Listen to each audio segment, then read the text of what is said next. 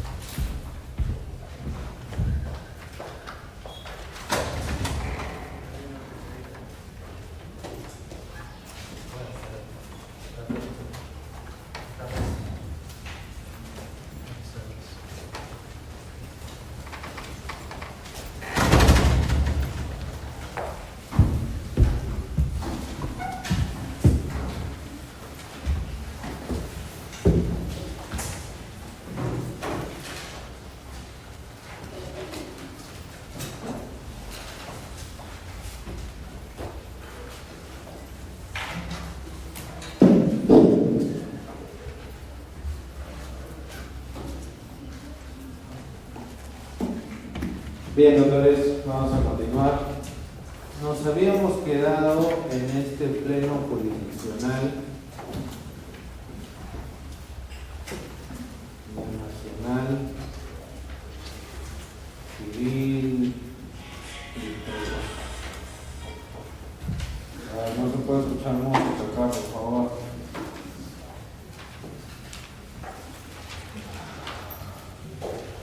Ya del 2017. Bueno, como ya les había mencionado, y creo que vale la pena reiterarlo, hay diversos instrumentos que contempla el ordenamiento jurídico para unificar la jurisprudencia. La idea es evitar que casos iguales se resuelvan de forma diferente. Que casos iguales se terminan resolviendo de forma diferente, guste o no, es una afectación, una violación, una transgresión a un principio constitucional básico como lo es la igualdad. Y bueno, fuera que solo un principio es vulnerado, son vulnerados hasta dos, el de seguridad también. Porque si casos iguales se resuelven de forma diferente, la administración de justicia se hace claramente impredecible. No hay predictibilidad. Entonces voy a tener un sistema de administración de justicia inseguro, que viola el principio constitucional de seguridad. No olviden que la Constitución en el artículo 2, en la lista de derechos fundamentales, menciona expresamente la seguridad. Habla de la seguridad personal, ustedes se acordarán. Y además ustedes saben que el artículo 2 no es una lista cerrada, es una lista abierta. Obviamente, la seguridad jurídica está allí como un principio. Entonces necesitamos que la administración de justicia respete la igualdad y respete la seguridad. ¿Cómo? Mediante mecanismos que busquen que los jueces unifiquen sus criterios. Y hemos hablado de los plenos casatorios. Ahora hay que hacer referencia, como ya se había venido haciendo desde la sección anterior, a los plenos jurisdiccionales. Y la verdad, doctores, si nos ponemos a meditar un poco, nos ponemos a reflexionar un poquito, críticamente, debiéramos notar que el mecanismo de armonización, de unificación de la jurisprudencia más importante, por lo menos hoy, no sería tanto los plenos casatorios, sino los plenos jurisdiccionales. La herramienta que hoy en día, dada nuestra situación actual, la herramienta de unificación que tiene más potencial para la ciudadanía, para el país, digamos, son los plenos jurisdiccionales, no los casatorios. ¿Por qué? Porque los casatorios tienen un pequeño gran problema. Se convocan cuando le da la gana a la Suprema. Nadie controla, no hay un reglamento o un esquema obligatorio de productividad para la Suprema. Convoco cuando se me antoja. Y como un pleno es chamba, trabajo, orden, análisis crítico, le da gana pocas veces. Desde 1993, que entra en vigencia el Código Procesal Civil, y esto ya ustedes lo saben, hasta el día de hoy, 2025, más de 30 años después, solamente 10 plenos casatorios. El próximo año se cumplen 10 años sin plenos casatorios civiles. Es una sequía enorme. En cambio, lo que sí se sigue haciendo son los plenos jurisdiccionales a nivel de las Cortes Superiores. Entonces uno no depende tanto de la Suprema para convocar a estos plenos jurisdiccionales. O sea, no es si la Suprema se anima, no. Basta que una Corte Superior se organice y convoca su pleno jurisdiccional distrital. Listo. Claro, alguien con justa razón podría decir, bueno, profesor, pero solo es una corte. Pero a nivel de una sola corte ya es bastante, porque a todo un distrito judicial le da seguridad y le da igualdad. Y eso no es poca cosa,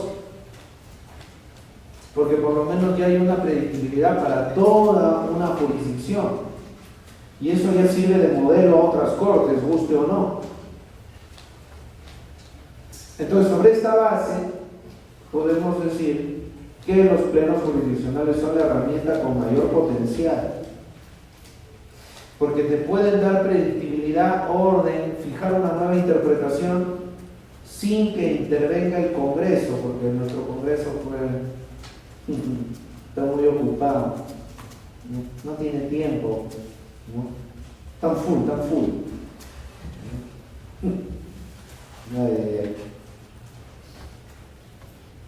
No tiene que intervenir el Congreso con alguna reforma legislativa. No tiene que intervenir la Suprema porque está full también, está full, ¿no? Más de 30 años de ir plenitos civiles nomás, están reconstruidos. Entonces, en ese contexto hay que pensar más en los plenos jurisdiccionales de las Cortes Superiores.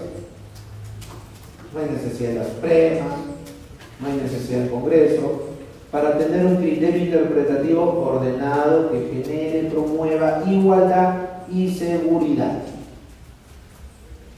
Pero promueve algo más, que muchas veces no se menciona, quizá porque es medio tabú o porque hay demasiado recato.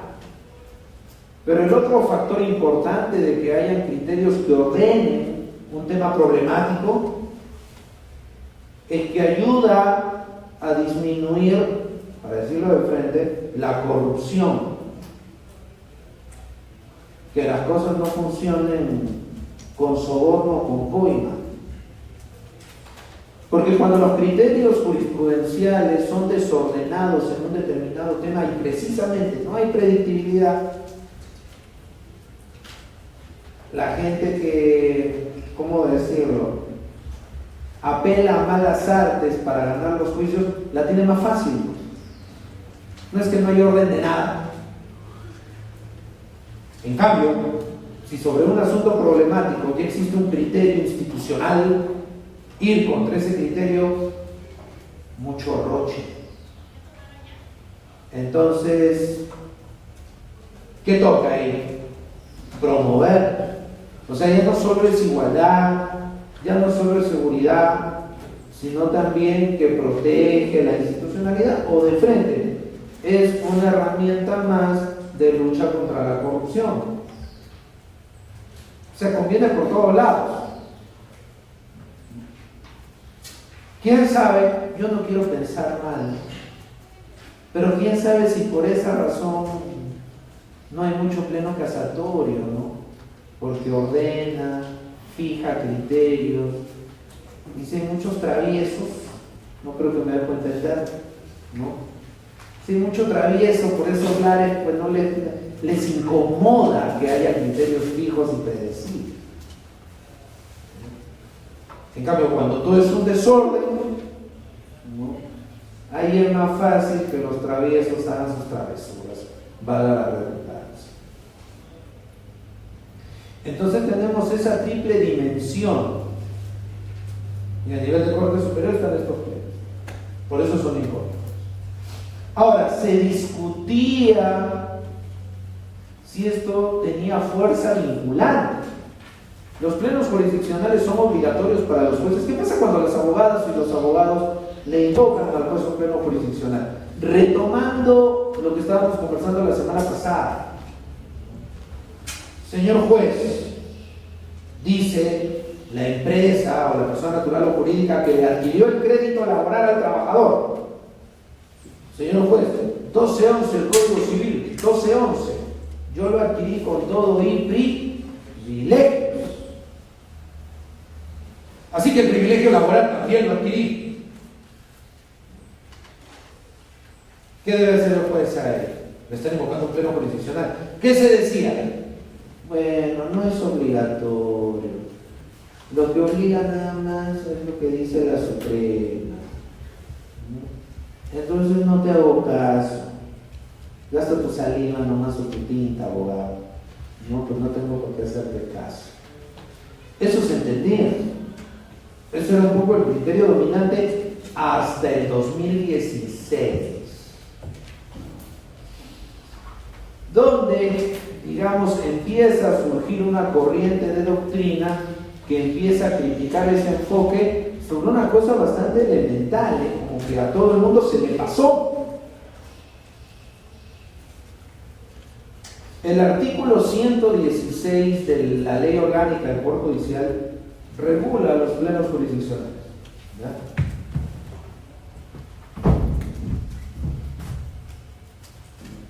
Artículo 116 de la Ley Orgánica del Poder Judicial. O sea, primero, los plenos jurisdiccionales no son una herramienta puramente doctrinaria o un acuerdo que se toma en reuniones de cafecito o en un seminario, no, sino que están en un cuerpo normativo, o sea que obviamente van a tener una función que legal. ¿Y qué función legal tienen? Como dice expresamente el 116, tienen la función de concordar. ¿Concordar qué cosa? La jurisprudencia.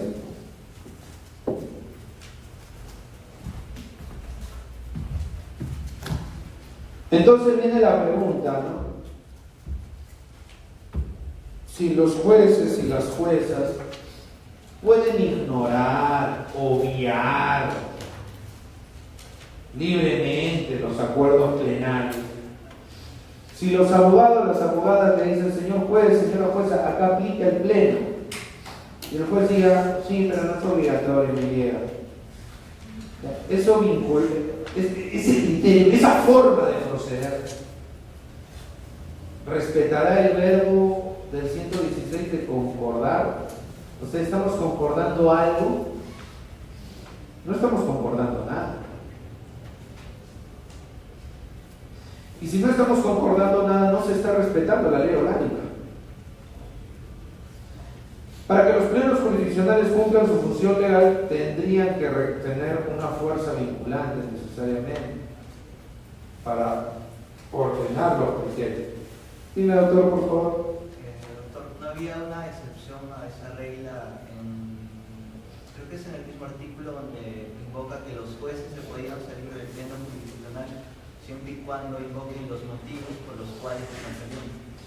Eso está en el artículo 22 de los principios jurisprudenciales obligatorios, que es otro mecanismo. Pero igual el juez podría apartarse, inclusive podría decirse que se puede apartar de los plenos casatorios, pero tiene que motivar, hacer una motivación especial. Pero de ninguna manera puede limitarse a decir, no obliga y me llega. No puede limitarse a eso. No, eso es solo doctrina. No.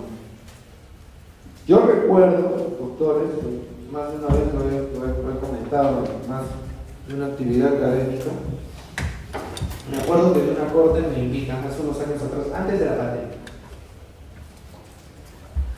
Doctor Ford, para un pleno, ¿puede venir a apoyar?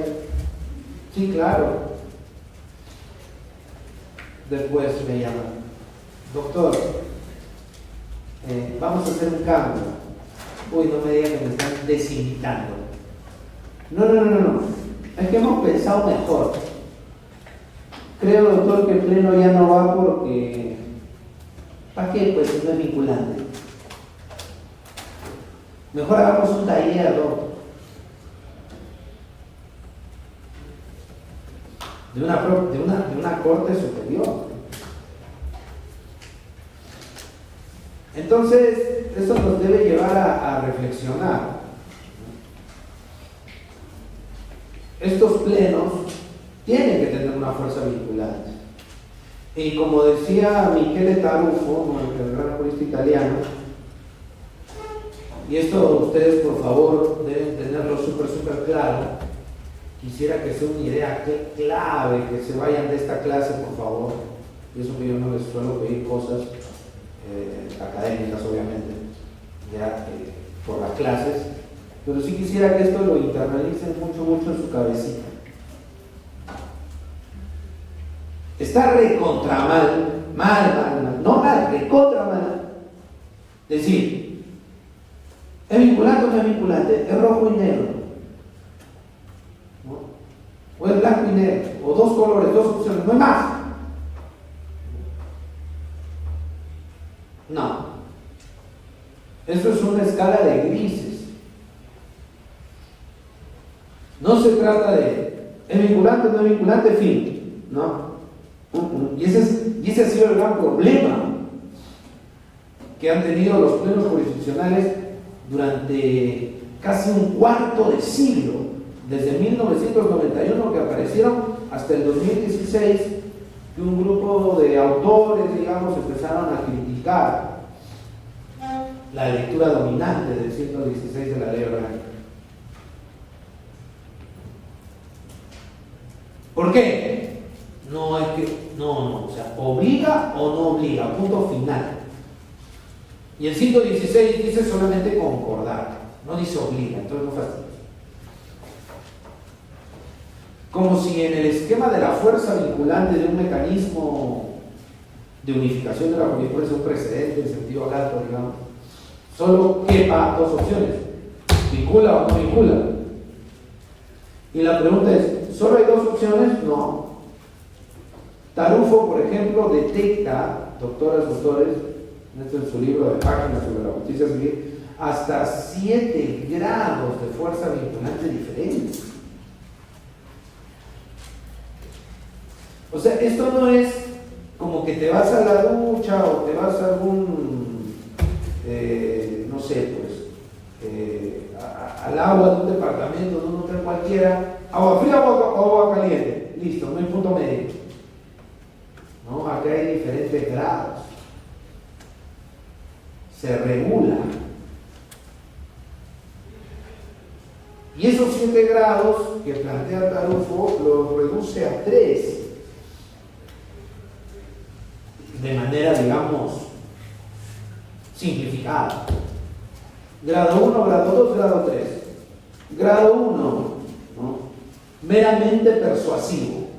O sea, señor juez, mire, y el juez, bueno, si lo considero, bien. Si no, normal. Ya. Grado 2. Condicionalmente vinculante. ¿Qué es? Bueno, lo puedes aplicar, lo que menciona el otro. Lo puedes aplicar, pero si motivas, te apartas. Normal. Pero tienes que motivar. O sea, en principio aplica. Si no, si lo consideras, jueza, inaplica motivar. Punto 3. Incondicionalmente vinculante. Lo aplicas porque lo aplicas. No, que me quiero apartar. No fastidies. Listo. Y ojo, ese es el esquema reducido, ¿ya? El mínimo. El otro es de 7 grados. Entonces, quítate de tu cabeza, vincula o no vincula, no hay otra opción. Hasta el 100. Nada que ver. ¿De acuerdo? Entonces, los plenos jurisdiccionales obviamente están en una jerarquía menor a los plenos casatorios civiles.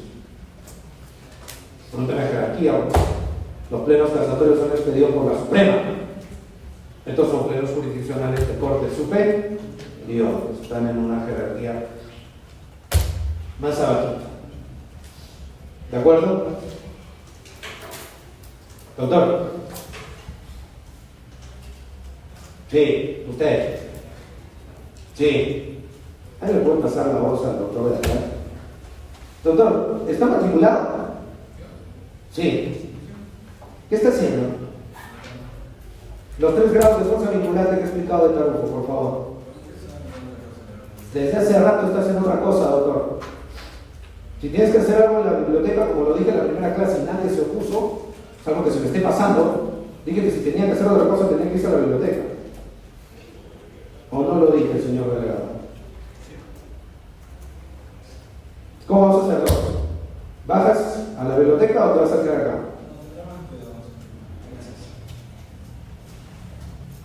Ya puedo, doctor. Un poco más de seriedad, por favor. Si van a estar en otra cosa, váyanse a la biblioteca. No puede ser problema. Tendrían que tener un montón de falta para que yo lo jale. Y yo no voy a dar nota porque tengan todas las asistencias. Todo eso lo expliqué al comienzo. Es sumamente incómodo, no sé, los otros profesores, no me importa. Ya, pero es sumamente incómodo estar uno acá y otra persona está en otra cosa, como si yo dijera, bueno, Tarufo dice, mientras estoy chateando. Por favor. Bueno, proseguiré. Ya, entonces, ¿cómo funciona ahora? Cuando este grupo de autores, y al César lo queda del César, quizá el primer autor que alzó su voz de protesta, más en conferencias, más que por escrito, ¿no?, fue el profesor Nelson Ramírez Jiménez, en los años 2008, 2009, y con justa razón fustigaban, oye, ya que hacemos un pleno, la corte se paraliza, ese día no chambean, invitan a un profesor, le invitan a almorzar, el mismo profe deja su oficina, hasta pide permiso en la universidad para juntarse con los jueces un rato, todo se para, ¿no? Ahora, si es en provincia, al profe le pagan su hotel, su comida, ¿no? La corte igual para. O sea, todo un esfuerzo, todo un gasto para que no vincule nada. O sea, no tiene mucho sentido. ¿Para qué nos reunimos? Decía Nelson. O sea, nos estamos reuniendo por las puras. Claro, esa es una crítica, digamos, obvia. Sí, sin duda es obvio. Pero no se vea plasmado por aquí. Después, ya a partir del 2016, se empieza a generar un debate sobre si vincula o no vincula. Finalmente, ya, digamos, académico, por escritos, ensayos, artículos, ¿no? Hasta que llega la pandemia. Y en 2020, y ahí bajo nuevamente el César, ¿no? Bajo la presidencia de una comisión a cargo del doctor Héctor Lama, cuando era magistrado en esos años, fue el profe ya asesor, rearman el reglamento de los plenos jurisdiccionales. En la resolución administrativa 285-2020 de octubre del 2020, que sigue vigente. ¿Y qué se concluye? Para que cumpla su función legal,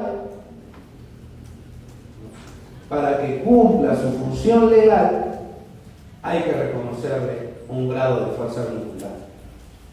De modo que cuando las abogadas, los abogados invoquen plenos jurisdiccionales, el juez los tiene que considerar, a menos que motive las razones por las cuales no lo haga. Pero de ninguna manera ya recontrafuerzo de que, pero no obliga. Así que no, no tengo nada más que eso. No, ya, eso desterrado. Porque tiene que servir de algo, pues. Ahora, eso por un lado, ya para ir cerrando este punto. Pónganse ustedes un ratito en los zapatos de un juez, de una juez. Pónganse ustedes un ratito en los zapatos de un juez, de una jueza que tiene un montón de casos. Tiene muchos casos. No tiene 10, 20 casos. Un abogado independiente, si está en un estudio, no, ya si es boutique, si está en un estudio grande, nunca va a tener la carga de un juez. Esa es la verdad. Porque a lo sumo un abogado, por más, insisto, de estudio grande que fuese, tiene por ahí algunos centenares de casos a su cargo. Ya exagerando, si tiene todo un equipo, ya será 1000, pues insisto, ya exagerando.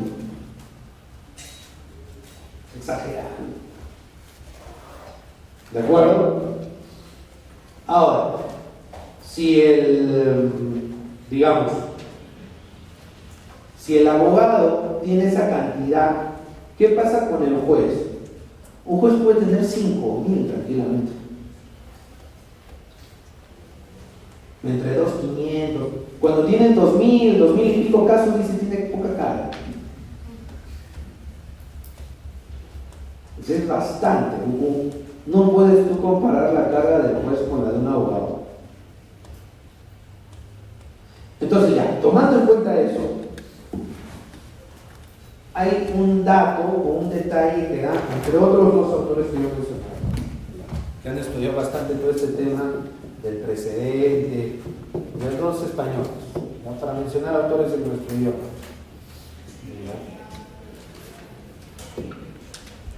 Entre otros, ¿no? Mecanismo de eficiencia y optimización.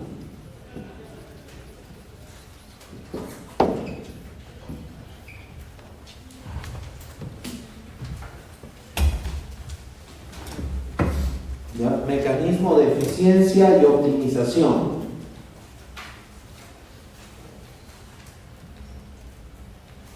¿Por qué? Porque cuando llega un caso medio problemático en su interpretación, tú, juez, jueza, tienes ese caso medio, discúlpame la expresión, medio jodido, ¿ya? Pero ¡pum!, tienes un pleno que te resuelve el problema. ¿Qué es lo más sencillo? Aplicas el pleno y se acabó. ¿Y qué pasa el siguiente? ¡Al toque! Oye, mira, que ha habido un debate, sí, mándate a una facultad o a la maja a debatir sobre el tema. Acá ya hay un pleno y se acabó. Claro, no falta quien dice, oye, pero el juez está decidiendo muy rápido. Pues justicia que tarda no es justicia, pues también. Eso es lo que por desgracia muchas veces se olvida. A más se demore la decisión, le baja la calidad de justicias intrínsecamente. O sea, ¿a mí de qué me sirve como ciudadano, como litigante, que la sentencia sea, entre comillas, muy bonita y muy bien pensada, si se han demorado un montón de tiempo? Ya del caso del octavo pleno casatorio, ¿no? Que seguramente lo han visto en acto jurídico, no seguro cuando lo han tenido que ver, no lo han visto, bueno, que no creo, ¿no? Con los buenos profes que hay en acto, no creo, sí lo han visto. En el caso del octavo pleno, 5 años prácticamente se demoró en salir, mira lo que salió. O sea, no esto es wow, una pieza jurídica para el museo. Nada que ver. Entonces, mejor es más rápido. Ahora, el criterio de un pleno es, como dicen los gringos, win-win, recontra-win, todo el mundo gana. ¿Por qué? Los litigantes tienen una solución que es más rápida, porque el juez no se está loqueando con un asunto de aquí, qué opción voy a tomar, mira, hay como 3 posturas, o por ahí hay una cuarta. No, acá está el pleno y se acabó, y rápido me saco el problema de encima.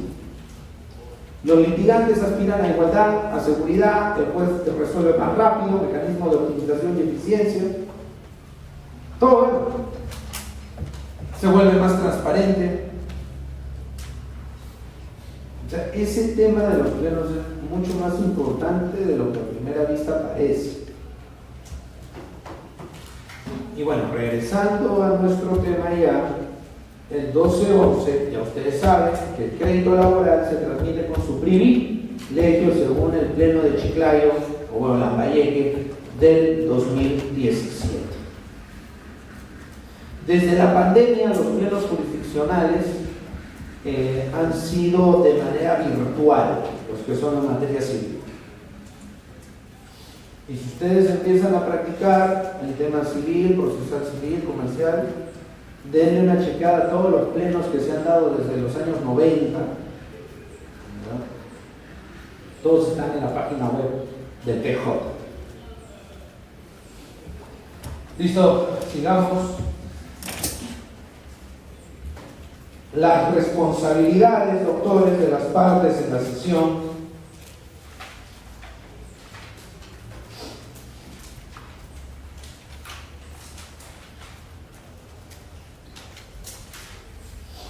A ver.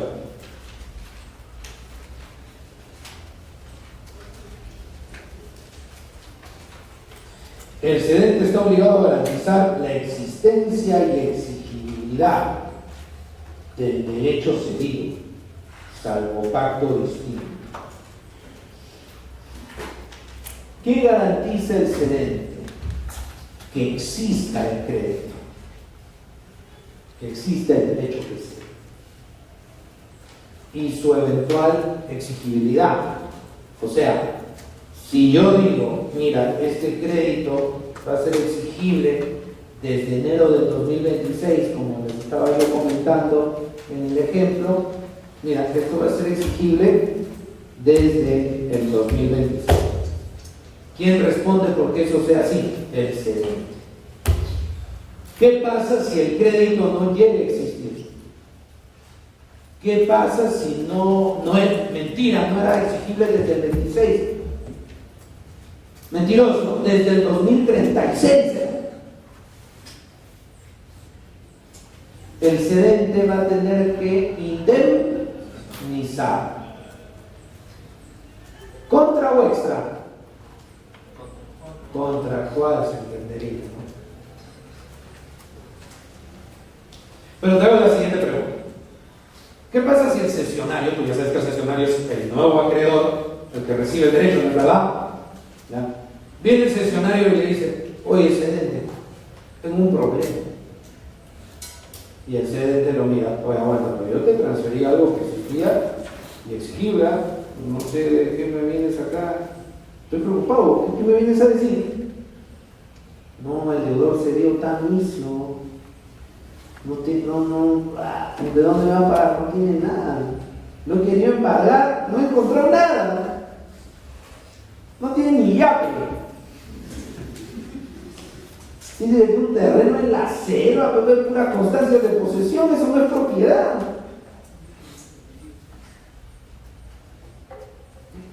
¿De dónde me va a cobrar? El cedente le va a decir, según la ley, como no hemos pactado nada al respecto, yo respondo por la existencia y la exigibilidad. La solvencia, la cobrabilidad efectiva, ese no es mi roche. Por eso, regresando a lo de facturero, obviamente no te pasaban facturas de Juanito Pérez. Normalmente era de ciertas empresas o de ciertos deudores que tenían un perfil que tenía que ser materia de corroboración, como les había explicado. Solo que en ese escándalo que salió en algunos medios especializados, ¿no? la verificación y la confirmación del deudor pues se había hecho de una manera pues ultra mega torpe, ¿no? Pero la solvencia o la capacidad de pago del deudor, si tú quieres, ese no es un asunto del cedente. Por eso aquí existe una cosita llamada, ¿no?, cartera pesada.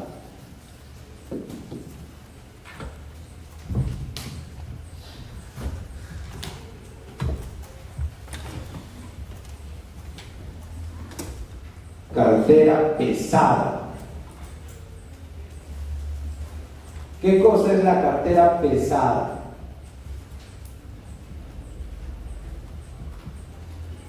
Deudas, la gente no tiene solvencia.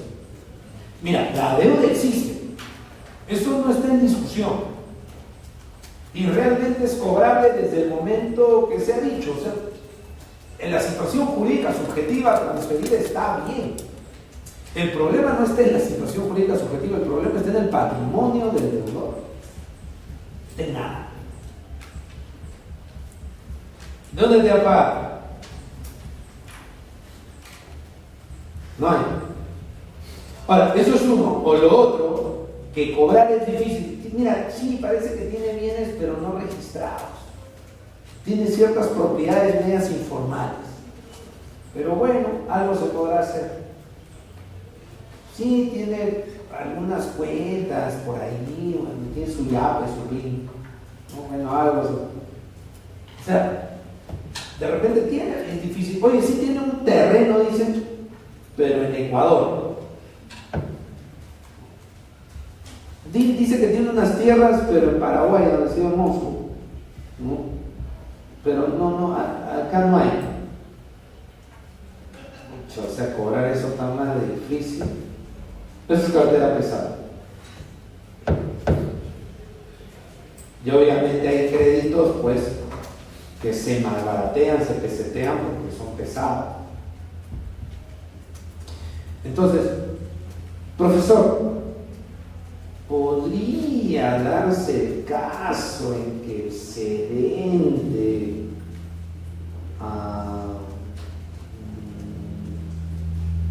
garantice la solvencia también? Mucha, en la práctica eso no se ve, pero el código permite ese pago. En la vida real nunca lo vas a ver. Bueno, yo lo que he visto.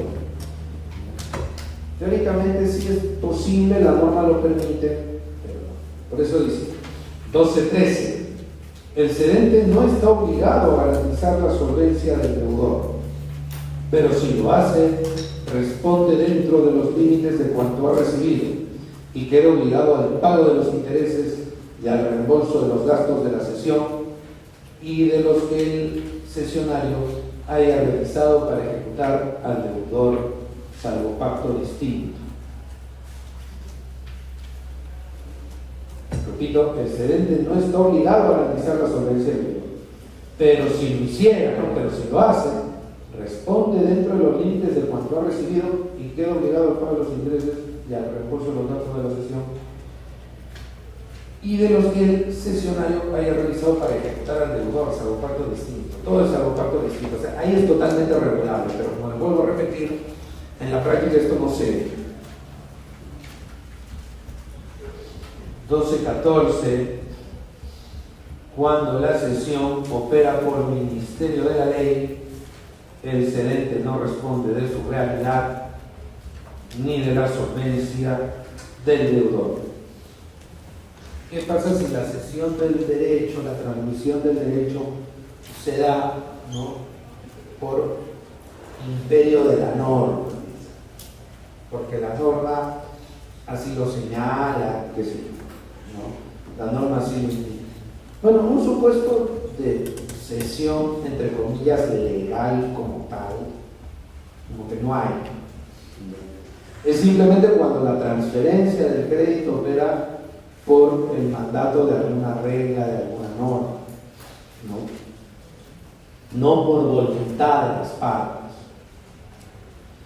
Entonces, cuando es por voluntad de las partes, allí se genera el régimen de responsabilidad que hemos mencionado. Pero ¿qué pasa si es porque la ley lo ordena, porque la ley así lo dispone? Hay una transferencia porque la ley, digamos, regula que haya esa transferencia, esa cesión de créditos, ¿no?, de derechos de crédito.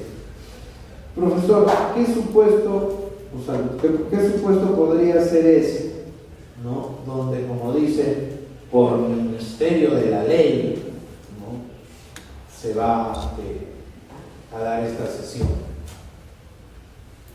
Podríamos pensar en algunos supuestos de derecho societario, por ejemplo, porque las acciones también son como derechos, como créditos, entre comillas. Entonces, ¿qué sucede si, por ejemplo, hay una exclusión de un socio, ¿no?, se le retira, se le saca, y los créditos, derechos que él tenía contra la sociedad, digamos que por los estatutos y demás, no tendría que ir contra o a favor de otros accionistas? Eso lo está imponiendo la ley. Bueno, si pasa algo con ese crédito, no le voy a reclamar. ¿Por qué? Porque eso fue contra su voluntad. Otro supuesto, el remate. Los créditos se pueden rematar, doctores. ¿Sí? Son parte del patrimonio. Se pueden pagar. Está regulado en el Código Procesal Civil. Entonces tenemos un deudor que tiene créditos. Los créditos bamba, pero créditos. Entonces un acreedor lo embarga. Y luego va a ejecutar eso. Y ahí resulta que no existe.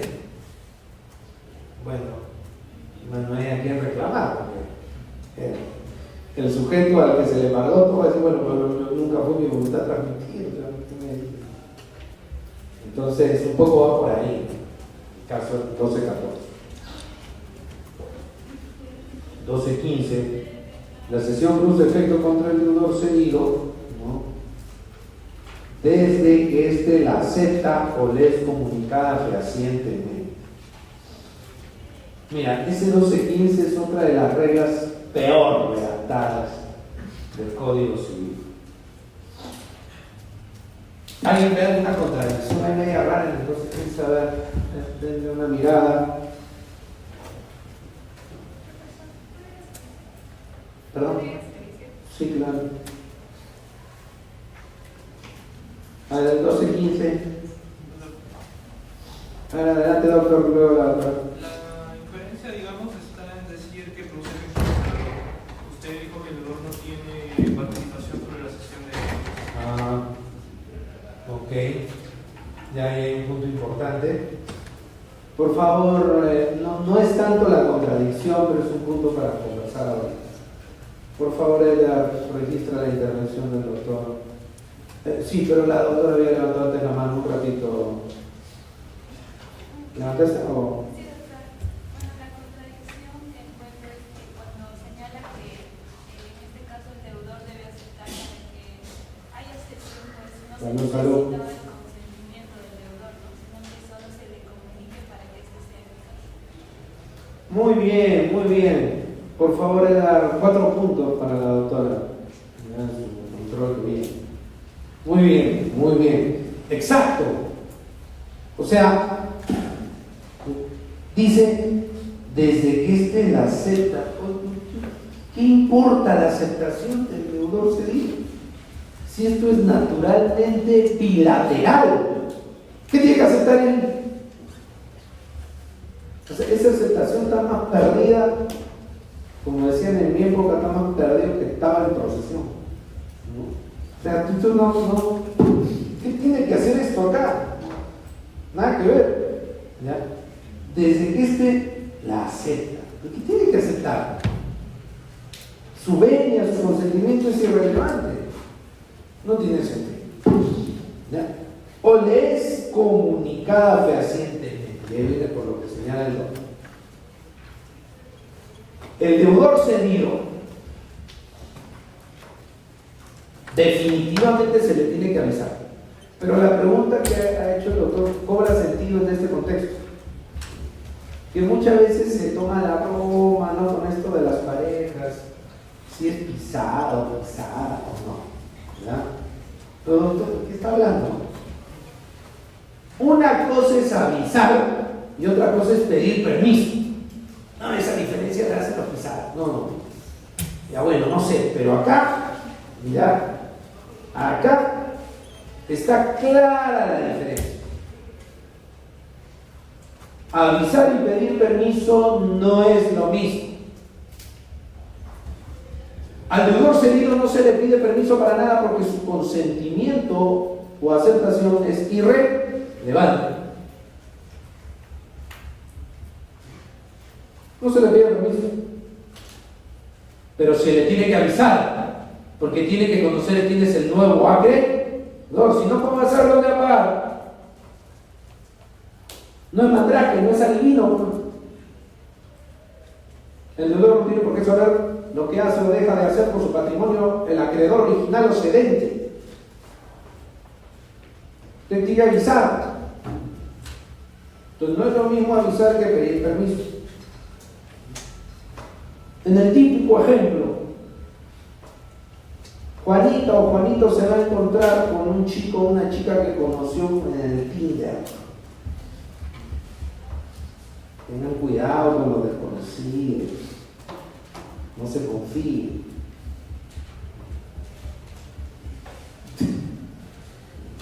Entonces, ¿qué hace? Oye, ¿sabes qué? Me voy a encontrar, dice Juanito, uno de sus amigos. Oye, hoy día me voy a ver con Débora.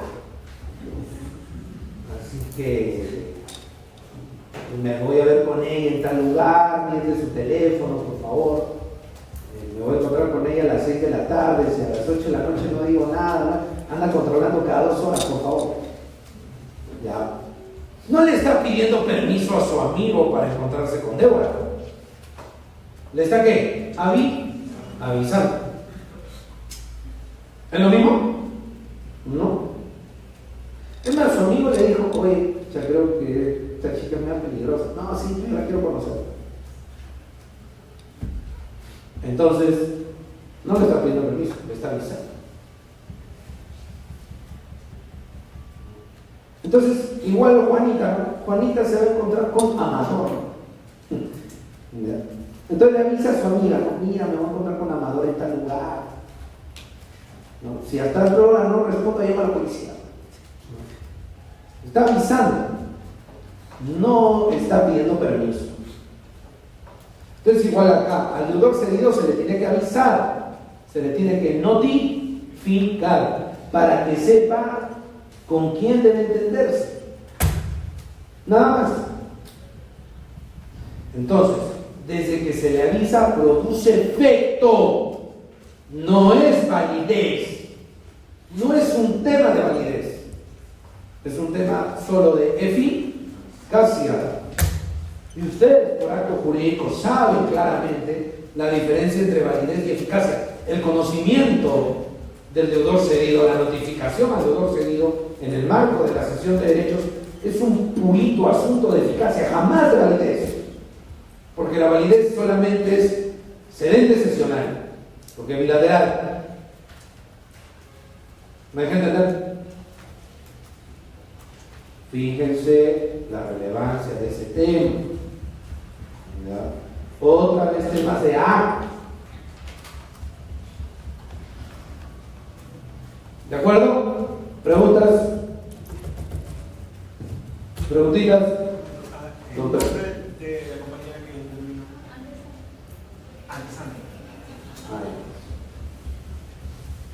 ¿Alguna otra pregunta? Bien, pasamos al receso, doctores.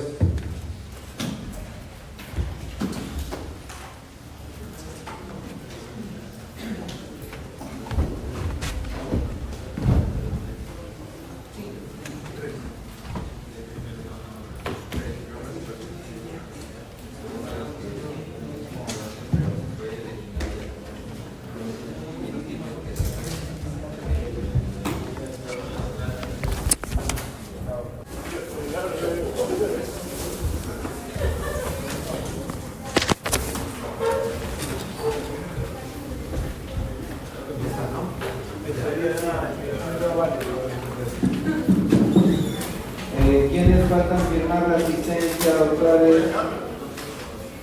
Ya están todos, ¿no? Ya.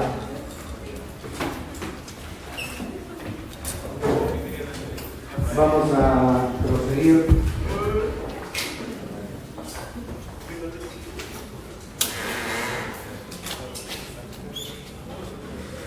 Sí, pues.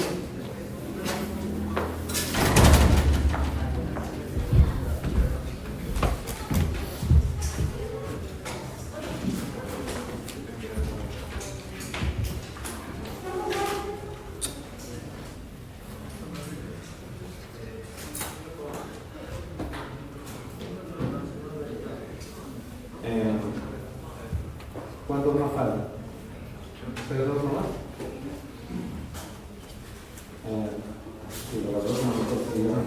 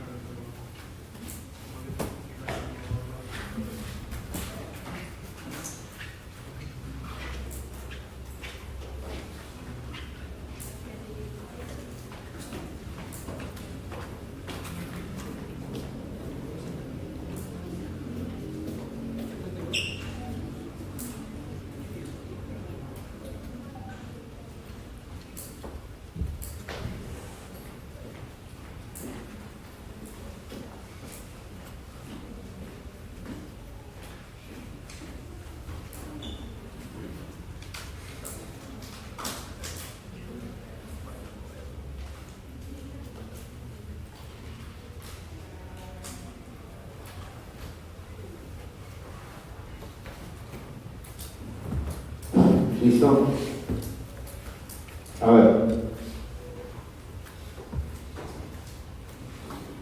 Dice el 12.16, el deudor que antes de la comunicación o de la aceptación, ¿no? Ya sabemos que eso es impertinente, cumple la prestación respecto al cedente, no queda liberado ante el cesionario si éste prueba que dicho deudor conocía de la cesión. Y eso es un poco una contradicción, ¿no? Porque antes que le notifiquen, pero de alguna forma quedó notificado cuando conoció de otra manera, cuando conoció por otro medio, ¿no? Entonces aquí definitivamente hubo un conocimiento, ¿no? Entonces cuando la cesión opera por el ministerio de la ley, o perdón, la cesión, el deudor que antes de la comunicación o de la aceptación cumple la prestación respecto al cedente, no queda liberado. ¿Qué significa liberado? La deuda no se ha extinguido. ¿Ya? La deuda no se ha extinguido. No queda liberado ante el cesionario si éste prueba que dicho deudor conocía de la cesión realizada. ¿Ya? Entonces, tengamos en cuenta ese punto, por favor. Bien. Entonces, el conocimiento, ¿no? El artículo 12.16, pese a que repite la mala redacción sobre la aceptación, ¿no? Ratifica la importancia del conocimiento o notificación.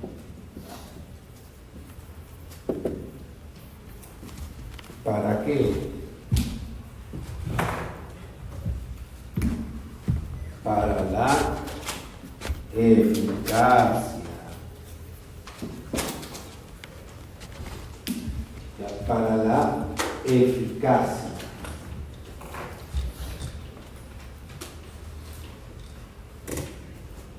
¿Estamos? Entonces tiene que haber, doctoras y doctores, un tema de eficacia. Va a haber un asunto de eficacia determinado por el tema del conocimiento. ¿Ok? Sin el asunto del conocimiento, no, el asunto se va a complicar. ¿Ya? Sin conocimiento no hay eficacia. ¿De qué? No va a haber eficacia de la sesión. La sesión, para su eficacia, aparte del acuerdo de las partes, necesita que el deudor cedido lo sepa. Ahora, acá hay otro tema, ¿no?, importante, ya para evitar confusiones y con eso ya ir cerrando. Ustedes saben que la eficacia de un negocio jurídico es relativa en su alcance. Eso ya ustedes lo conocen por acción pauliana, otro tema de acto jurídico. En la acción pauliana, ¿qué se consigue? ¿Qué se logra? Una ineficacia relativa, precisamente, ¿no? Frente al acreedor, nada más. No frente a terceros, no frente siquiera a otros acreedores que no han planteado la demanda, ¿no? Entonces, por ahí creo que el asunto está claro, ¿no? Entonces, cuando se celebra la sesión, ¿ya? Eso que quede claro, cuando se celebra la sesión, esta va a producir efecto, repito, insisto, la sesión va a producir efecto entre las partes,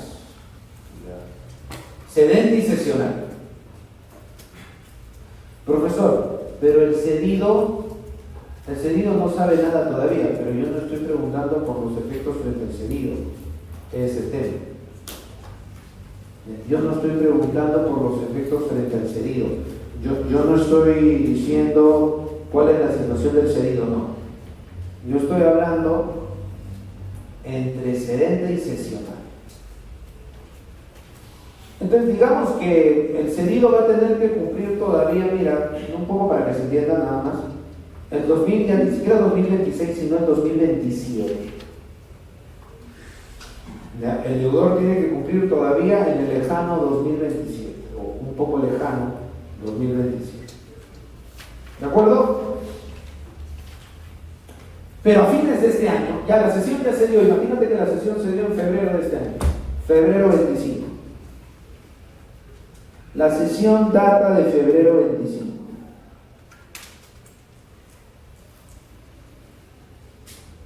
¿De acuerdo? Como la sesión data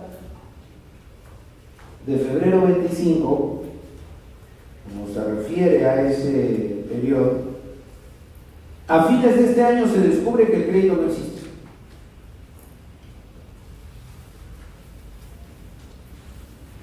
Imagínense. A fines de este año se descubre que no hay crédito. El cedente dice, pero yo no tengo ninguna responsabilidad todavía porque el cedido no sabe. No, es que no se le ha avisado. Así que tranquilo, no pasa nada. ¿Es así?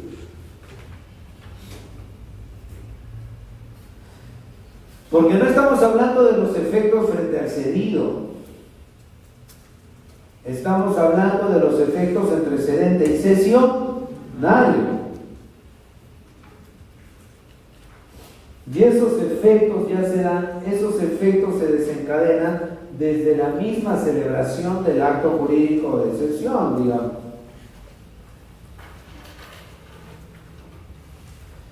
Entonces, cuando se dice la notificación es un requisito de eficacia de la cesión, sí, pero única y exclusivamente, doctoras, doctores, repito, insisto, es un requisito de eficacia en la sección, única y exclusivamente respecto del cedido, respecto del deudor, no respecto de terceros. ¿De acuerdo? ¿Estamos? Sola y exclusivamente respecto de terceros, no respecto de otros. Ya tengan en cuenta eso, doctores.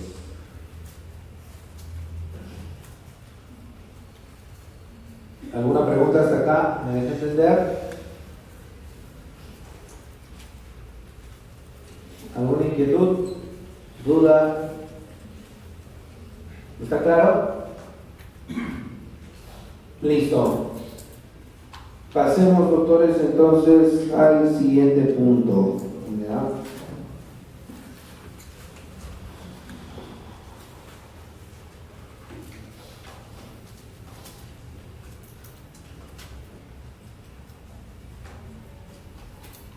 A ver, la sección segunda del libro sexto tiene un título bien raro, ¿ya? Aquí podríamos hablar de alcances del derecho de crédito, ¿no? O alcances legales del derecho de crédito, si se quiere. Pero definitivamente el título de la sección segunda fue malísimo, ¿no? Efectos de las obligaciones. ¿Por qué podría ese ser un título malo o poco idóneo? ¿Alguien tendrá alguna opinión?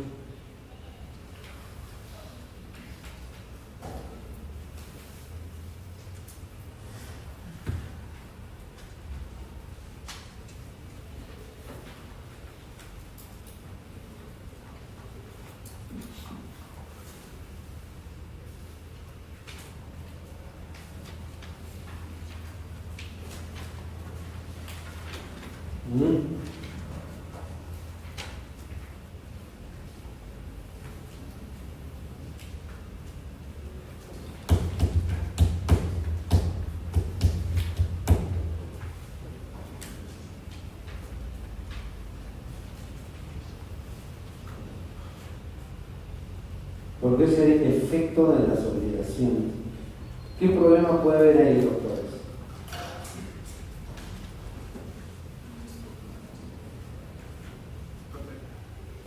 ¿Sí, doctor? Adelante. Quizá porque ya en todo el libro sexto de por sí se regulan los efectos de la obligación. Y limitarlo solo a este título quizá podría crear problemas. Tibio. Recién aprendió la hormiga.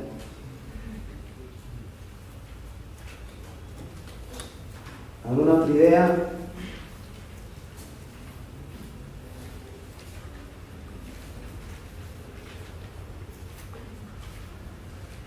La obligación o relación obligatoria, ella en sí misma, ¿qué será?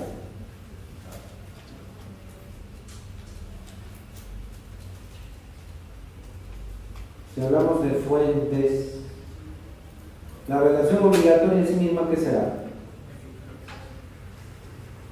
La obligación o la relación obligatoria en sí misma es un efecto.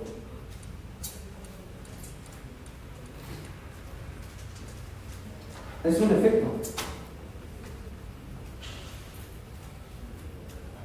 Entonces, efectos de los efectos. ¿Cómo es eso? Las fuentes son las causas de las obligaciones, ¿o no? Y las relaciones obligatorias son efectos. ¿De qué? De negocios jurídicos, de hechos jurídicos. Entonces, efectos de los efectos está medio raro, ¿no? Efecto al cuadrado. Pero está mal dicho, ¿no? Debiera ser alcances de las obligaciones, ¿no? 12.18. La obligación se transmite a los herederos, salvo cuando es inherente a la persona. lo prohíbe la ley o sea pactado en contrario. Ya, repito, la obligación se transmite a los herederos, salvo cuando es inherente a la persona, lo prohíbe la ley o sea pactado en contra. ¿Ya? Es efecto de las obligaciones autorizar al acreedor para lo siguiente.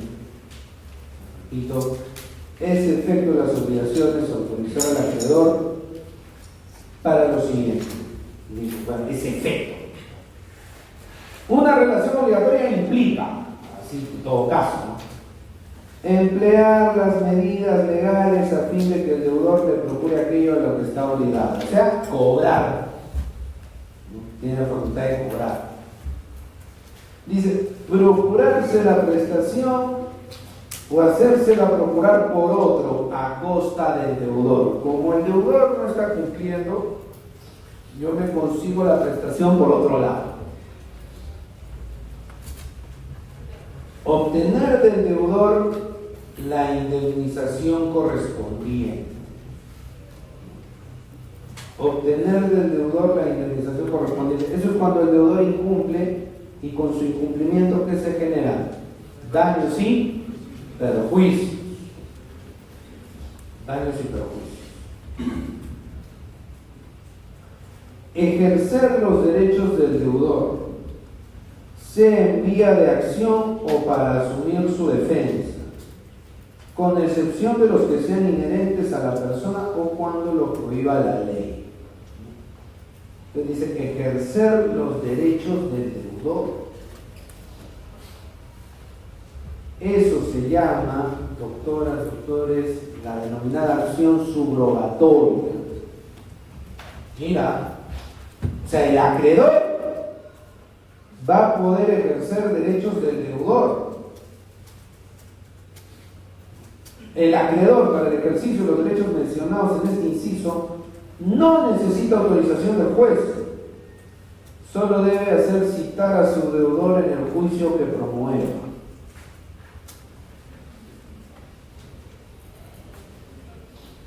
Ahora dice, es posible ejercitar simultáneamente los derechos previstos en este artículo, salvo los casos de los incisos 1 y 2.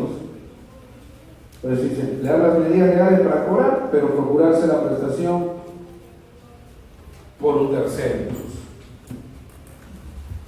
Bueno, si nos ponemos a revisar del 12.18 y 12.19, el supuesto más interesante es el inciso 4, la acción subrogatoria. Ahora, del 12.18 es esta cuestión del impito personal, que nosotros pues ya habíamos estado conversando antes, ¿no?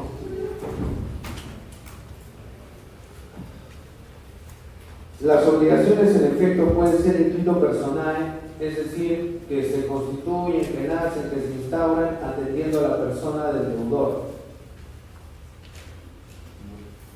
sus calidades personales, que no puede, otro no puede cumplir la obligación en lugar del deudor, solo el deudor y nadie más que el deudor.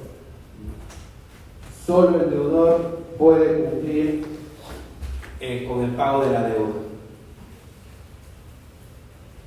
¿Puede cumplir alguien más? No. Solo, única y exclusivamente, el deudor. La persona del deudor. ¿Un tercero puede entrar en su lugar? No. ¿Puedo conseguirlo? Solamente. Por ejemplo, ¿no? Bueno, ya fallecido Vargas Llosa, ¿no?, cuando vivía, que lo convocaran, o él se hubiera obligado a un ciclo de conferencias, digamos. Fallece, sus sucesores no lo van a hacer. No, pero Álvaro también es escritor. No. Es una obligación constituida, nacida, atendiendo a la trayectoria, características personales de Mar. ¿De acuerdo?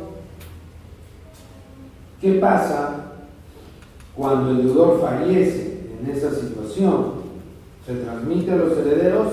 No, la obligación simple y llanamente se extingue. Ahora, profesor, pero si le han pagado a Mario por eso y fallece sin cumplir, ya ok, sus herederos no lo tienen que hacer, pero tienen que devolver el dinero, ¿no?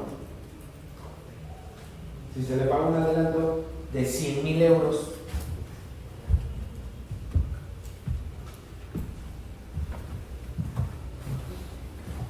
¿qué pasa ahí?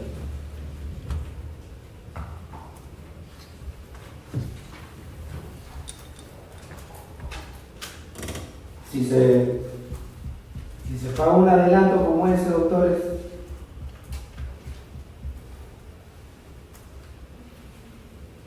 $100.000.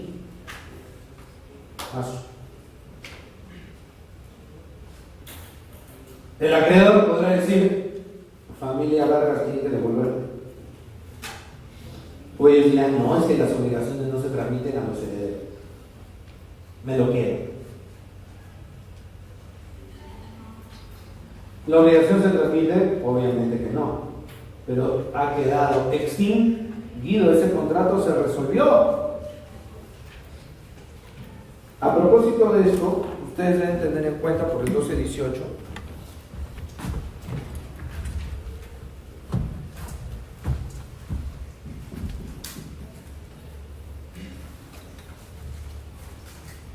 se relaciona con la resolución contractual.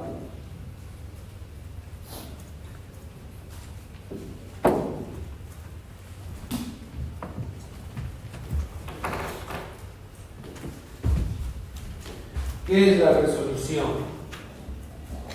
El Código Civil la define como la pérdida de efectos por una razón posterior a la celebración del contrato. Pérdida de efectos por una razón posterior a la celebración del contrato.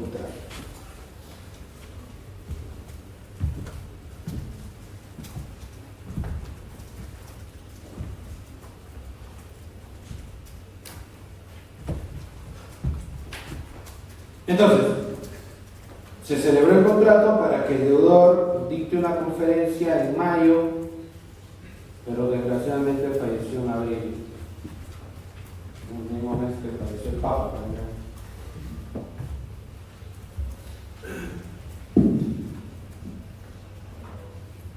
¿Qué pasa en ese supuesto? El contrato se resolvió. ¿Y cuál es el efecto de la resolución del contrato? La restitución de la prestación. Ciertamente no se traslada al deudor la obligación de las conferencias, no se traslada a los sucesores la obligación de la conferencia porque era intuito personal. Simplemente la obligación se extinguió, se resolvió el contrato por muerte del deudor, por muerte de la parte contratada, digamos, por la charla. Entonces, debe darse la restitución de las prestaciones. Entonces, si se le pagó 100.000 euros, tiene que devolver. ¿De acuerdo? Entonces, esa obligación de restitución es puramente dineraria. Y esa obligación dineraria va a ser delito personal o eso sí es transmisible. Pero cuidado con eso.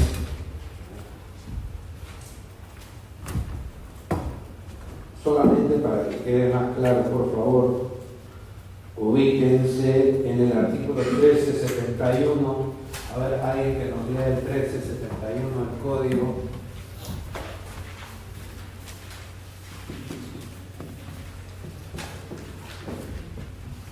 Artículo 1371. La resolución deja sin efecto un contrato válido por causa sobreviniente a su celebración. Gracias, doctor. Entonces, la resolución deja sin efecto un contrato por una razón sobreviniente a su celebración. El contrato se celebra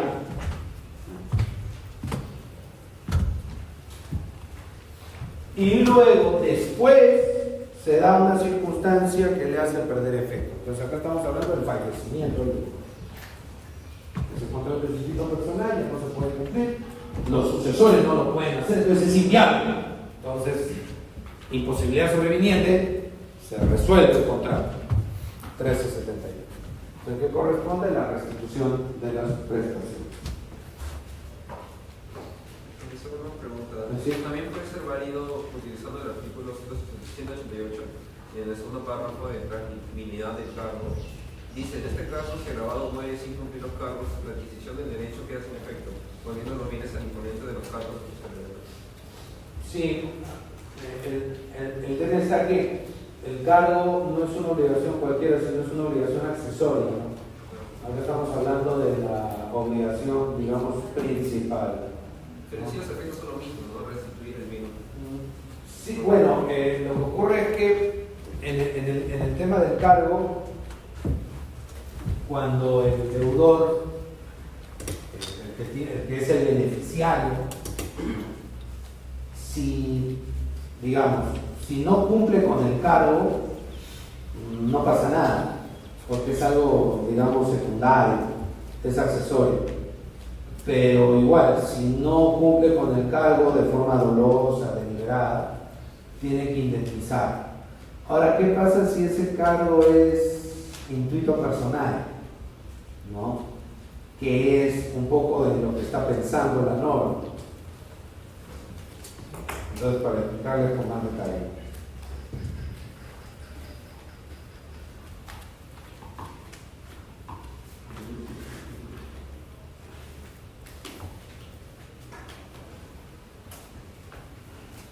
Un 8.8 me dijiste, ¿no, doctor? Dice, la obligación de cumplir los cargos impuestos para la adquisición de un derecho pasa a los herederos del que fue grabado por ellos. Al ser obligación accesoria, como toda obligación, se transmite. Dice, a no ser que pudiesen ser cumplidos, solo pudiesen ser cumplidos por él, como inherentes a su persona. Dice, en este caso, si el grabado muere sin cumplir los cargos, la adquisición del derecho queda sin efecto. Es una cosa muy polémica, ¿no? Porque supuestamente si es una situación accesoria, que lo accesorio se frustra porque me va a afectar el negocio principal. Pero bueno, la norma dice eso. Entonces, quería hacer esa salvedad, ¿no? Aquí estamos hablando de una obligación accesoria. En los cargos no. Aquí no. Entonces, la principal, ¿no? Ahora vamos con la acción subrogatoria, doctores. 1219, inciso 4.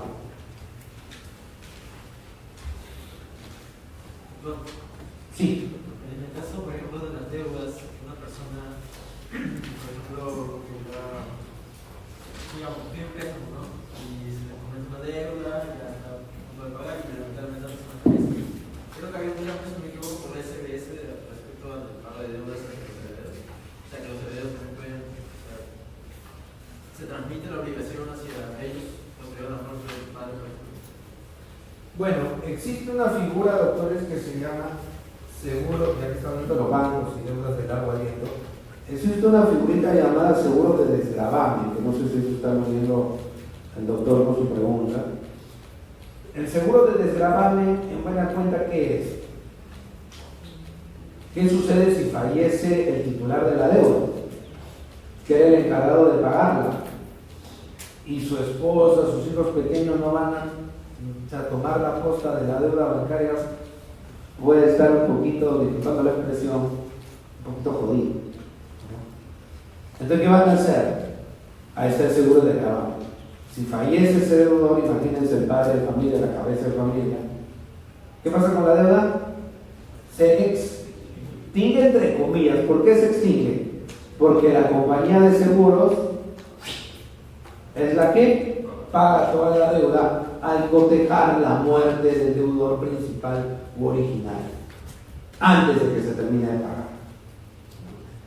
Entonces, eso es lo que ocurre, y con eso, pues, los herederos ya no asumen nada, porque es un seguro el que va a pagar, ¿no? Y el seguro va a irse contra los herederos, no, porque si no, es un seguro, ese es el chiste. Pero el seguro también, doctores Gusto, no es uno de los componentes más caros que hace que las cuotas sean más altas, ¿no? Y guste o no, claro, dicen, ¿no? Es para cuidar a la familia del deudor. En realidad es para cuidar al acreedor, principalmente. Cuidarlo si es que el deudor se le muere. O sea, siendo crudo, ¿no? ¿Verdad? Pero bueno, o sea, bueno, doctor, pero se pasan los herederos. Pero bueno, sí, o sea, también en parte cuidar a la familia, pero de verdad que suena muy verdad a media decir es para cuidar a la familia, ¿no? Es para cuidar en todo caso a los dos, ¿verdad? Sobre todo al acreedor. Ahora, si no hubiera seguro de desgravamen ni nada, como cualquier crédito, sobre todo en un banco, igual la familia, los sucesores, la familia heredera, sucesora va a tener que asumir eso. Pero recuerden el principio de responsabilidad intravires hereditatis. Y de eso lo hemos hablado, creo, la primera, segunda clase. ¿Verdad? La familia solo va a responder, los herederos, los sucesores solamente van a responder con el patrimonio del finado o finado. O sea, el banco, el acreedor, banco o no banco, se va a ir contra el patrimonio que deje el finado. Y de repente, si el patrimonio que deje el finado no alcanza, pues ya no va a haber una herencia que repartir. Pero esa familia va a quedar, ya los acreedores se cobraron todo, ya no hay nada ya que repartir. Papá, mamá, murió más endeudado que mandaba a hacer. ¿Ya? Ahora, solamente para cerrar, ¿no? Entonces, si el banco o el acreedor hace las acciones y de los 100 que dejó el finado se cobran 85, 90 y queda 10, bueno, ya ese 10 se reparte. Pero, y cierro con esto, el patrimonio personal de los herederos de la familia no se toca por las deudas. A menos que, y ahí cierro la palabra, no. A menos que se pruebe que estos herederos cometieron fraude para esconder activos y patrimonios del finado. Y si los acreedores descubren eso, ¿cuál es la sanción del Código Civil? Ah, gracioso te crees, ¿no? Te quisiste quedar con algo que no te correspondía. Ahora te va a caer. Profesor, ¿y qué? ¿Voy preso? No, sino que va a responder con su patrimonio personal. Es lo que Máximo Bianca llamaba la sanción privada, del derecho privado, la función sancionadora del derecho privado, no solo del derecho público con penal o administrativo, sino que el derecho privado, como decía Bianca, también puede cumplir auténtica función sancionadora. Y ahora sí, doctor. Digo, en paternalidad, en todo caso, si una persona ya está, digamos, en una etapa terminal de su enfermedad, pide un préstamo al banco, yo con esa plata le compro unas cosas necesarias o pido todos los préstamos posibles, y en este caso dejo sin ningún patrimonio de la persona que está en fase terminal, fallece, el banco no puede cobrar, como usted dice, me comenta, con el patrimonio destinado, pero si no tiene ningún patrimonio, se extingue la deuda. Así es, pero solamente quiero hacer un reparo. Y gracias, doctor, por la pregunta. Me hace acordar un tema que lo vamos a ver. Le voy a pedir a ella que le diga al ratito que me haga acordar. Por favor, por el aporte del doctor ahí con su control legal, si fue tan amable. A ver, hay un presupuesto. Si todo lo que dices, todo es correcto, pero solo hay un pequeño detalle. Da un poco yuca que el banco te preste, ¿ya? Si no tienes patrimonio suficiente, cierto grupo, ¿no? O sea, el banco te puede prestar o dar tarjeta de crédito, ¿sí? O sea, si eres del propio banco, tú estás, supongamos que estás en el banco que valora más tu tiempo y cuida tanto tus datos o a veces tu plata que tan segura está que a veces no la puedes sacar ni tú mismo. ¿ya? Interbank, ¿ya? Está hackeado. Ya, tú tienes un dinero en Interbank. Tienes un monto, supongamos, ¿no? De 3 cifras. A su profesor no llega ni un solo. Ya el banco, tú le pides banco, me puedes dar una tarjeta de crédito, no, demuéstrame que tienes bienes, no, pero mi cuenta, no es tan gracioso. Sube a una cifra más, acercándose a 5 cifras. Ya, bueno, toda mi tarjetita basic, ¿no? ¿Por qué? Porque ya el banco se siente, entre comillas, seguro por el dinero, la cuenta que tienes tú ahí. Ahora, ya sube, ya tiene 9 cifras. Y apliquemos lo que dice el doctor. Está a punto de fallecer, igual le van a prestar. Igual con su crédito latino funcionando. Normal. Porque hay un soporte. Y que como es pura plata, se va a pasar a los cerebros. Pero la persona que solo tiene un monto de 3, 4 cifras, no le van a dar nada. O sea, gasta tu plata que está ahí. Ahora, digo esto porque vi un videito que circularon bastante hace años, eran los amiguitos del EP, de un tipo que siempre voy a mandar el enlace para que lo vean y lo conversamos en la próxima clase. Pero gracias, doctor, por la pregunta que me hizo acordar de ese tema. Hay un tipo ahí, te enseño cómo no pagar tus deudas, te enseño cómo sacarle la última cuenta. Es un tremendo cuento. Hay gente incauta, bueno, si quieres asesoría, escríbeme por interno. Esto cuentacuentos, ¿no? Nada de eso. Porque guste o no, un banco o cualquier persona con 2 dedos de frente te va a prestar, te va a constituir, si es que cree en ti, y va a creer en ti si hay una garantía. Doctor, si no hay garantía, está bien complicado. ¿Ya? Sea niño o niña, si no hay garantía, nada que ver. Ahora, yo sé que de repente van a traer a colación ustedes. Doctor, pero yo vi justamente que Interbank lo han sancionado por hacer una discriminación por tema de edad. Por edad. Que justo lo que estaba mencionando el doctor Nicolás, si se está muriendo, no se está muriendo, si es viejito, joven.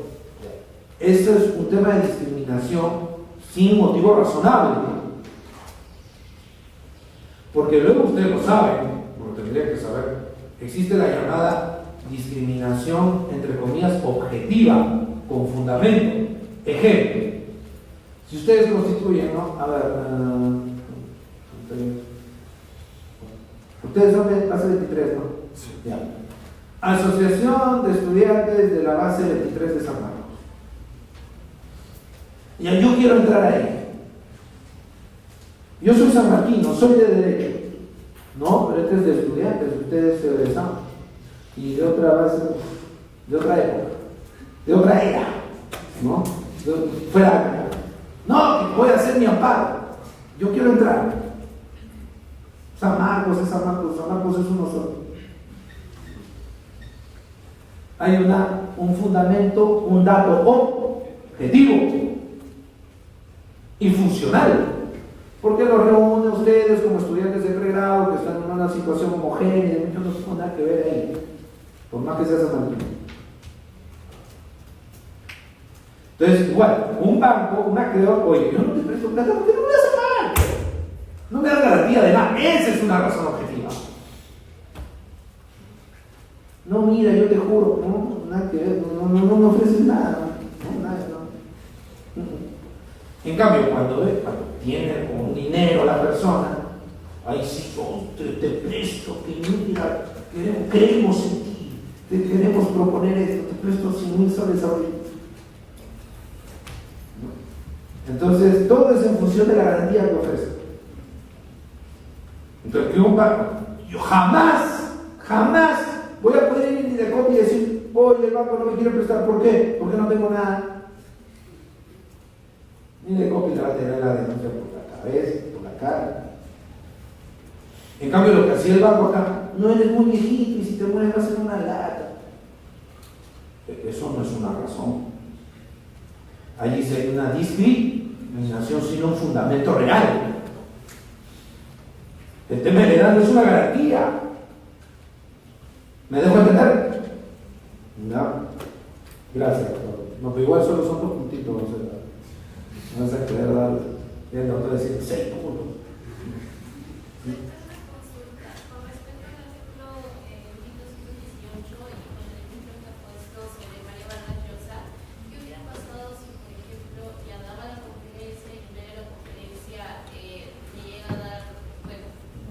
Ejemplo, no poner.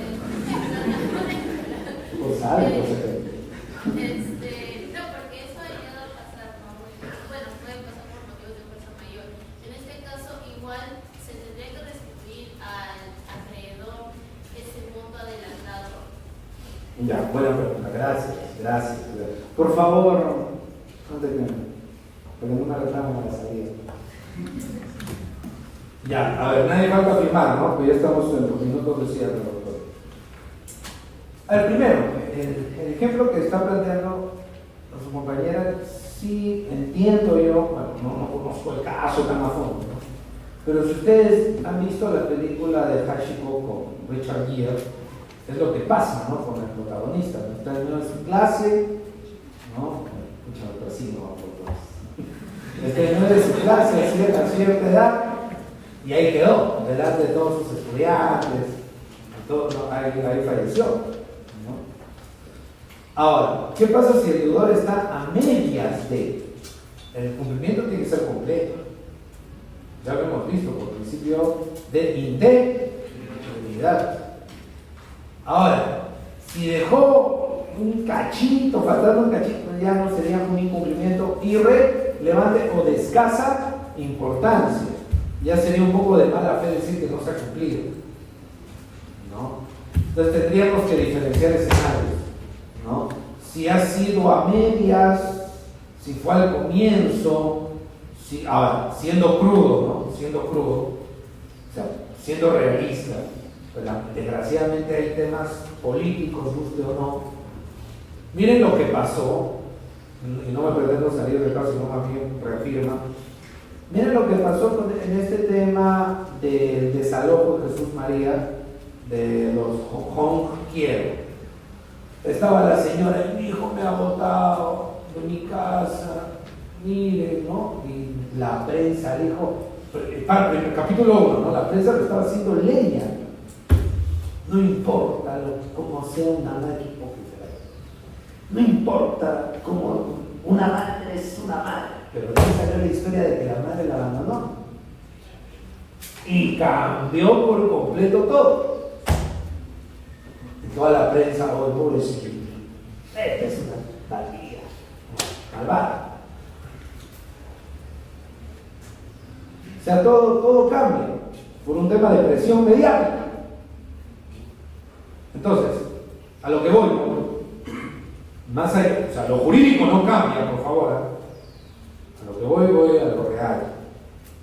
O sea, si una universidad o un instituto, para seguir con el ejemplo de los compañeros, o sea, supuesto hipotético y ultra hipotético, porque ya no es posible que ocurra, porque en nuestro Nobel San Martino ya falleció físicamente. La obra es importante, como se dice. Por lo menos mientras viva necesita los bonitos. Entonces, en el caso de Imán, en un supuesto como este, ¿no? Si empieza, o sea, si la conferencia era de 2 horas, me parece a mí, basta que hubiera empezado 5 o 10 minutos, que la institución pida la devolución. En un supuesto así me parece que le haría muy mala prensa. Creo, ¿no? Por educar. ¿No? Pero jurídicamente, falta. O sea, si era un programa de 2 horas, por lo menos, digamos, si no supera el 80, 90%, va a ser un poco difícil que un juez diga no ha cumplido nada. Si supera o ha hecho gran parte de la conferencia y en ese momento sufrió un ataque, el juez seguramente va a decir, oye, no, ok, no cumplió todo. Bueno, primero, qué mal que estés cobrando. En primer lugar, diría el juez para sus adentros, ¿no? Segundo, mira, ha avanzado tanto que ya lo que faltó es de escasa importancia. No habría lugar a resolución.